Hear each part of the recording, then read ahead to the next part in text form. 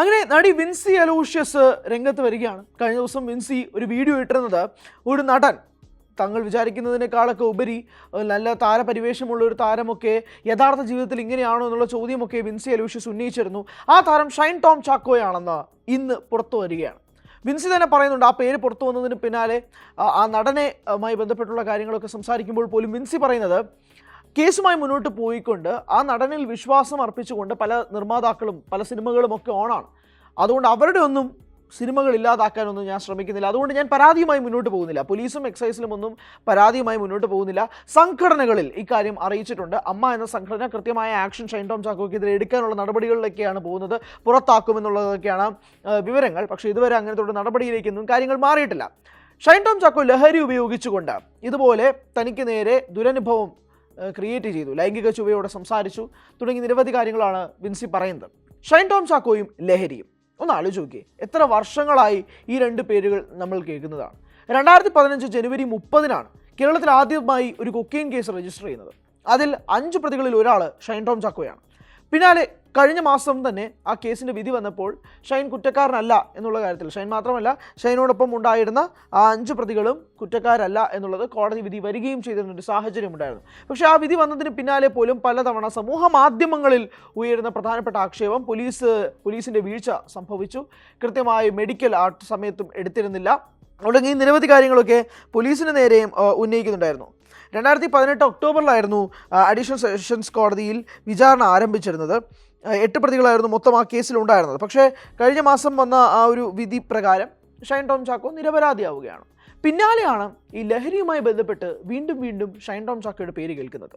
അതും പറയുന്നത് സിനിമയിൽ തന്നെയുള്ള പ്രധാനപ്പെട്ടൊരു നായികയായ വിൻസി അലോഷ്യസ് പറയുമ്പോഴേക്കും അതിനകത്ത് കുറച്ചുകൂടി കാര്യങ്ങൾ ഒളിഞ്ഞിരിപ്പുണ്ട്. ഇനിയും പുറം ലോകം അറിയാത്ത കാര്യങ്ങൾ ഒളിഞ്ഞിരിപ്പുണ്ട്. അഭിമുഖങ്ങളിൽ ഷൈൻ ടോം ചാക്കോ വരുന്നതായിക്കോട്ടെ, പ്രസ് മീറ്റുകളിൽ സംസാരിക്കുന്നതായിക്കോട്ടെ, അല്ലെങ്കിൽ ഷൈൻ ടോം ചാക്കോ പലപ്പോഴായി പൊതുവേദികളിൽ സാധാരണയിൽ കവിഞ്ഞ രീതിയിൽ പെരുമാറുന്നതൊക്കെ തന്നെ ഷൈൻ ടോം ചാക്കോ ലഹരിക്ക് അടിമയാണെന്ന് സമൂഹ മാധ്യമങ്ങളിൽ ഒരു വിളിപ്പേരുണ്ടാക്കിയെടുത്തിട്ടുണ്ട്. അത് സത്യമാകാം, ഇല്ലാതിരിക്കാം എന്ന് 2 കാര്യങ്ങളൊക്കെ തന്നെ സമൂഹ മാധ്യമങ്ങളിൽ നിറഞ്ഞു നിൽക്കുമ്പോൾ പോലും പ്രധാനമായും ഇങ്ങനൊരു സംഭവം, ഒരു നറേറ്റീവ് ഷൈൻ ടോം ചാക്കോയ്ക്കെതിരെ ഉയരുന്നത് നമ്മൾ കണ്ടിട്ടുള്ളൊരു കാര്യം കൂടിയാണ്. അതിനാക്കം കൂട്ടുന്നതും കൂടിയാണ് ഇത്. വിൻസി പറയുന്നൊരു കാര്യം ഇതാണ്, എൻ്റെ ഡ്രസ്സിലൊരു പ്രശ്നം വന്നപ്പോൾ ഞാനത് ശരിയാക്കി തരാം, റെഡിയാക്കി തരാം എന്നൊക്കെ ഷൈൻ ടോം ചാക്കോ ലൈംഗിക ചുവയോടെ സംസാരിച്ചു എന്നുള്ള കാര്യങ്ങളൊക്കെ പറയുമ്പോൾ അത് അതീവ ഗുരുതരമായ കാര്യങ്ങളാണ്. അതുകൊണ്ട് തന്നെയാണ് ഷൈൻ ടോം ചാക്കോയുടെ ഈ പേര് കേട്ടപ്പോൾ മുതൽ മാധ്യമപ്രവർത്തകർ എല്ലാവരും, മാധ്യമങ്ങൾ ഉൾപ്പെടെയുള്ളവർ അതുമായി ബന്ധപ്പെട്ട് മുന്നോട്ട് പോവുകയും ചെയ്തത്. വിൻസി അലോഷ്യസിനോട് സംസാരിച്ചപ്പോഴാണ് താൻ കേസുമായി മുന്നോട്ട് പോകുന്നില്ല എന്നുള്ള കാര്യവും മനസ്സിലാക്കുന്നത്. പക്ഷേ സിനിമാ മേഖലയിൽ ഈ വർദ്ധിച്ചു വരുന്ന ലഹരി ഉപയോഗം, ഈ ലഹരി പലരായി ഉപയോഗിക്കുന്നതായിക്കോട്ടെ, തുടങ്ങി നിരവധി കാര്യങ്ങൾ നടക്കുമ്പോഴാണ് ശ്രീനാഥ് ഭാസിയുടെ പേരും മറുഭാഗത്ത് നിന്ന് ഇന്ന് തന്നെ ഉയരുകയും ചെയ്തത്. ശ്രീനാഥ് ഭാസി പ്രധാന വേഷത്തിൽ എത്തുന്ന എന്നാൽ കോടതിയിൽ കാണാം എന്നുള്ള ചിത്രം അതിൻ്റെ നിർമ്മാതാവ് തന്നെ പരസ്യമായി രംഗത്തെത്തുകയാണ് ചെയ്തിരുന്നത്. കഞ്ചാവ് വേണമെന്ന് ആവശ്യപ്പെട്ടുകൊണ്ട് രാത്രി തന്നെ വിളിക്കുകയും അത് കിട്ടിയില്ലെങ്കിൽ സെറ്റിലേക്ക് പോലും വരാത്ത രീതിയിലേക്ക് ശ്രീനാഥ് ഭാസി മാറുന്നു എന്നുള്ളതാണ്. ഒന്ന് ആലോചിച്ച് നോക്കി, ഈ സിനിമാ മേഖല പോകുന്നൊരു പോക്കിനെ കുറിച്ചാണ് പറയുന്നത്. ഒരു സിനിമയുടെ നിർമ്മാതാവ് എങ്ങനെയെങ്കിലും തൻ്റെ സിനിമ തീർക്കണമെന്ന് ആവശ്യപ്പെട്ട് നിൽക്കുന്ന, അതിനു വേണ്ടി കൂടെ നിൽക്കുന്ന ഒരു നിർമ്മാതാവിനെ വിളിച്ചിട്ട് രാത്രി കഞ്ചാവ് കിട്ടിയാൽ മാത്രമേ അഭിനയിക്കാൻ ചെല്ലുകയുള്ളൂ എന്ന് പറയുകയാണ്. 5 ദിവസം ഒരു ഗ്യാപ്പ് വേണമെന്ന് പറയുകയാണ്. 5 ദിവസത്തേക്ക് ഒരു ലീവ് വേണം എന്ന് പറഞ്ഞുകൊണ്ട് സിനിമാ സെറ്റിൽ നിന്ന് പോയിട്ട് പിന്നീട് ആ സിനിമയിൽ ജോയിൻ ചെയ്ത 58 ദിവസങ്ങൾക്ക് ശേഷമാണ്. എവിടെ നടക്കുന്നു ഇതുപോലുള്ള കാര്യങ്ങളെന്ന് മനസ്സിലാകുന്നില്ല. ഒരു സിനിമാ മേഖലയിൽ സംഭവിക്കുന്ന കാര്യങ്ങൾ, ഒരു നിർമ്മാതാവിന് നേരിടേണ്ടി വരുന്ന പ്രശ്നങ്ങൾ, ഇതൊക്കെയൊന്ന് ആലോചിച്ച് നോക്കുക. ആ നിർമ്മാതാവ് പറയുന്നൊരു കാര്യവും കൂടിയുണ്ട്, ഞാൻ എതിർത്തങ്ങ് പറയില്ല, കാരണം എതിർത്തങ്ങ് പറഞ്ഞു കഴിഞ്ഞാൽ പിന്നെ ഈ ശ്രീനാഥ് ഭാസി സെറ്റിൽ വരില്ല, അതുകൊണ്ട് നോക്കാം, ശ്രമിക്കാം, ഒപ്പിക്കാം എന്നൊക്കെയാണ് നിർമ്മാതാവ് പറയുന്നതെന്നാണ് പറയുന്നത്. ഒരു നടൻ്റെ ചൊൽപ്പടിക്ക് നിൽക്കേണ്ടി വരുന്ന നിർമ്മാതാവ് കാശും മുടക്കണം, നടന്മാർ കഞ്ചാവ് ചോദിച്ചാൽ അത് കൊടുക്കുകയും വേണ്ടെന്നുള്ള അവസ്ഥയിലേക്ക് കാര്യങ്ങൾ മാറി നിൽക്കുകയാണെന്നുള്ളതും കൂടി ഒന്ന് ആലോചിച്ച് നോക്കുക. അതിൻ്റെ കൂട്ടത്തിലാണ് ഷൈൻ ടോം ചാക്കോയുടെ പേരുകളും കൂടി, ഷൈൻ ടോം ചാക്കോയും ശ്രീനാഥ് ഭാസിയുടെയും പേരുകളൊക്കെ തന്നെ ഇന്ന് ലഹരിയുമായി ബന്ധപ്പെട്ട് ഉയർന്നത്. ഈ 2 പേരുകളും, ഷൈൻ ടോം ചാക്കോയും ശ്രീനാഥ് ഭാസിയും ഉള്ള പേരുകൾ ലഹരി ഉപയോഗവുമായി ബന്ധപ്പെട്ട് ഇതിനു മുമ്പും പലതവണയായിട്ട് ഉയരുന്ന കാര്യങ്ങളാണ്. പലതവണ ഉയരുമ്പോൾ പോലും അത് സമൂഹ മാധ്യമങ്ങളിൽ ഉയർത്തുന്ന കാര്യം കൂടിയാണ്, വിഷയങ്ങൾ മാത്രമാണ്. ഇതെന്താ ഇങ്ങനെ പെരുമാറുന്നത്, എന്തുകൊണ്ടാണ് ഇങ്ങനെ അസ്വാഭാവികമായി പെരുമാറുന്നത് എന്നുള്ള ചോദ്യങ്ങൾ ഇരു താരങ്ങൾക്കുമെതിരെയും പലതവണ സമൂഹ മാധ്യമങ്ങളിൽ ഉയരാറുമുണ്ട്. അപ്പോൾ അങ്ങനെ ഒരു സാഹചര്യത്തിൽ നിൽക്കുമ്പോഴാണ് ഈ ചോദ്യവും കൂടി വളരെ പ്രസക്തമായി മാറുകയും ചെയ്യുന്നത്.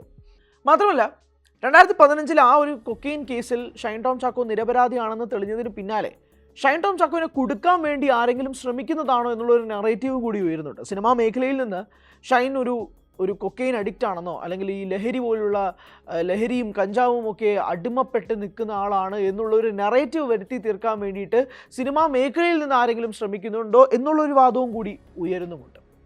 പക്ഷേ ഒരു നടിക്ക് നേരെ ഉയർന്ന ഈ കാര്യത്തിൽ ആ നടി തന്നെ ധൈര്യത്തോടെ വന്ന് രംഗത്തെത്തി മാധ്യമങ്ങൾക്ക് മുന്നിൽ വന്ന് പറയുമ്പോഴേക്കും അവിടെ വലിയൊരു പ്രശ്നം ഉയരുകയാണ്.